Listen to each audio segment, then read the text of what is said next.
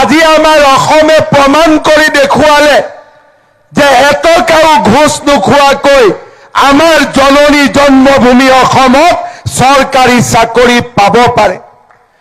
আজি আমাৰ অসমে প্ৰমাণ কৰি দেখুৱালে আমাৰ জাতিটোক যদি কোনোবাই ৰঙা চকু দেখুৱাই আমি সেই চকু উঘালি আনাৰ শক্তি আমাৰ জননী জন্মভূমিৰ বুকুত আছে।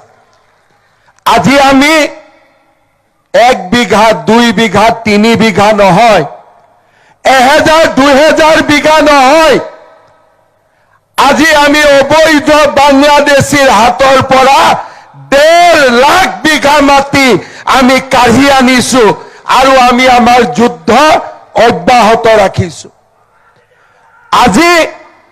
আজি অসমৰ মানুহে ৰাতিপুৱা টেলিভিছনত মৃত গড়ক দেখি চকু পানী টুকিব প্ৰয়োজন নাই। আজি কোনোবাই যদি অসমৰ গড় কেইটাৰ ফালে চকুৰে চাই আমি তাক প্ৰতিশোধ লওঁ, আমি তাক কাজিৰঙা নহয় অসমৰ পৰা আমি তাক বিদায় দিওঁ। আমাৰ 5 বছৰত এতিয়া কোনেও গড় মাৰিবলৈ সাহস নকৰে।